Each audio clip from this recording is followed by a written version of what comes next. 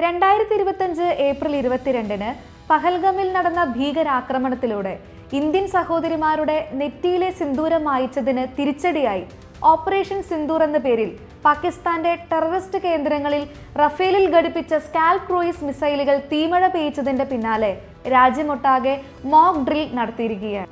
രാജ്യം 1971 ശേഷം ആദ്യത്തെ മോക്ക് ഡ്രിൽ നടത്താൻ പോവുകയാണ്. എന്താണ് മോക്ക് ഡ്രിൽ?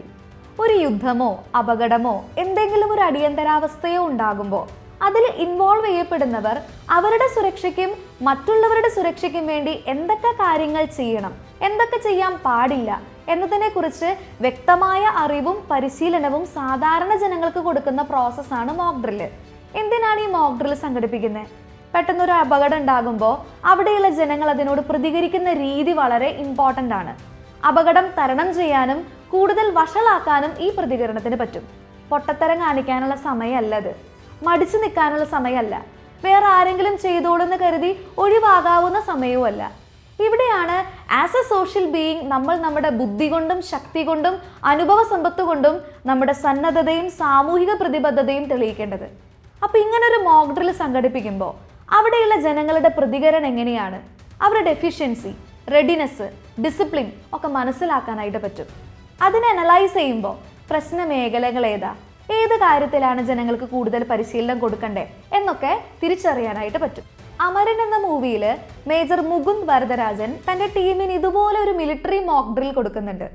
അപകടം മനസ്സിലാക്കിയ ഉടൻ തന്നെ എല്ലാ പട്ടാളക്കാരും അതിനെ ചെറുത്ത് നിർത്താൻ ശ്രമിക്കുന്നുണ്ട്. അപ്പോൾ കുളിച്ചുകൊണ്ടിരുന്ന ഒരു പട്ടാളക്കാരൻ വരെ വേഗം തോക്കെടുത്ത് ആ ഒരു അറ്റാക്കിൽ പങ്കെടുക്കാണ്. പിന്നീടാണ് അവർ മനസ്സിലാക്കിയത് മേജർ മുകുന്ദ് സംഘടിപ്പിച്ച ഒരു മോക്ക് ഡ്രിൽ ആയിരുന്നു അതെന്ന്. അതിനുശേഷം മുകുന്ദ് പട്ടാളക്കാർക്ക് കൊടുക്കുന്ന അഡ്വൈസ് ഉണ്ട്. മോക്ക് ഡ്രില്ലിന്റെ പ്രസക്തി നിങ്ങൾക്ക് മനസ്സിലായി കാണും. 2018 വെള്ളപ്പൊക്കം ഉണ്ടായപ്പോൾ നമ്മുടെ കുറേ സാധനങ്ങൾ നമുക്ക് നഷ്ടമായി. കാരണം എന്തോരം വെള്ളം പൊങ്ങുമെന്നോ എന്തൊക്കെ കാര്യങ്ങളപ്പോൾ ചെയ്യണമെന്നോ നമുക്കറിയില്ലായിരുന്നു. വെള്ളത്തിന്റെ ഫോഴ്സ് എന്താണെന്ന് ശരിക്കും മനസ്സിലാക്കിയത് അപ്പോഴാണ്. ഇപ്പം പറയുമ്പോൾ തമാശ, അന്ന് അനുഭവിച്ച ടെൻഷൻ എന്തായിരുന്നല്ലേ. പക്ഷേ വരും കൊല്ലങ്ങളിൽ മഴ കനക്കുമ്പോഴേക്കും നീക്കാൻ പറ്റുന്ന അത്രയും സാധനങ്ങൾ വീടിൻ്റെ സെക്കൻഡ് ഫ്ലോറിലേക്ക് മാറ്റാനായിട്ട് നമ്മൾ ശ്രദ്ധിച്ചിരുന്നു. വണ്ടികളൊക്കെ ഉയർന്ന പ്രദേശത്ത് പാർക്ക് ചെയ്യാനൊക്കെ നോക്കിയിരുന്നു. കാരണം അതൊരു അനുഭവമാണ്. നമ്മൾ പഠിച്ചു എന്ത് ചെയ്യണമെന്ന്. അതുതന്നെയാണ് ഈ മോക്ക് ഡ്രില്ലും. നമ്മെ പഠിപ്പിക്കുകയാണ് സാഹചര്യത്തിനനുസരിച്ച് പെരുമാറാനായിട്ട്. ഇപ്പം നിങ്ങൾ നോക്കുകയാണെങ്കിൽ ഡിഗ്രിക്കൊക്കെ പുതിയ കോഴ്സുകൾ വരുന്നുണ്ട്.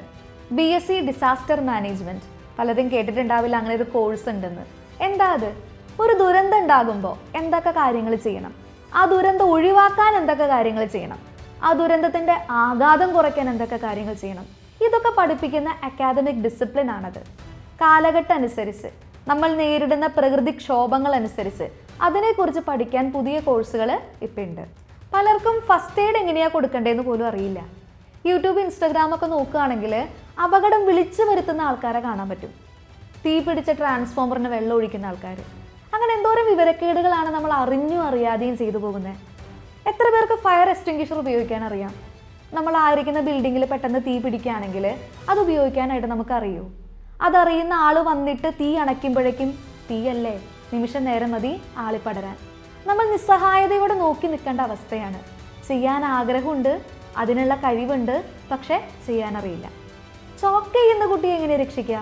നേരെ കൊണ്ടുപോയി വായിൽ കൈയിടും. ഇങ്ങോട്ട് പോരേണ്ടത് ചിലപ്പോൾ അങ്ങോട്ട് കൂടുതൽ ഇറങ്ങിപ്പോകും. അങ്ങനെയാണോ ചെയ്യുക? പല പാരൻസും പാനിക്കായിട്ട് ചെയ്യണതൊക്കെ തെറ്റിപ്പോവും. അപ്പം അങ്ങനെ ഒരു സാഹചര്യം വരുമ്പോഴാണ് അതെങ്ങനെയാണ് ചെയ്യുക, അതറിഞ്ഞിരിക്കേണ്ട ഒന്നല്ലേ എന്ന് നമ്മൾ മനസ്സിലാക്കുക. മോക്ക് ഡ്രിൽ സംഘടിപ്പിക്കുമ്പോൾ ഇതുപോലുള്ള സാഹചര്യങ്ങളാണ് മോക്ക് ചെയ്ത് കാണിക്കുന്നത്. അതിലൂടെ നമുക്ക് മനസ്സിലാക്കാം പാനിക്കാവുമ്പോൾ എന്തൊക്കെ പൊട്ടത്തരങ്ങൾ നമ്മൾ ചെയ്യും, എന്തൊക്കെ നമുക്കറിയാം, എന്തൊക്കെ നമുക്കറിയില്ല, ഇനി എന്തൊക്കെ പഠിക്കണം എന്നൊക്കെ മനസ്സിലാക്കാൻ പറ്റും. ഇനി മോക്ക് ഡ്രിൽ എപ്പോഴൊക്കെയാണ് സംഘടിപ്പിക്കുക? ഒരു മിലിറ്ററി ഓപ്പറേഷന് മുമ്പോ യുദ്ധത്തിന് മുമ്പോ പ്രധാനമായിട്ടും മോക്ക് ഡ്രിൽ സംഘടിപ്പിക്കുക.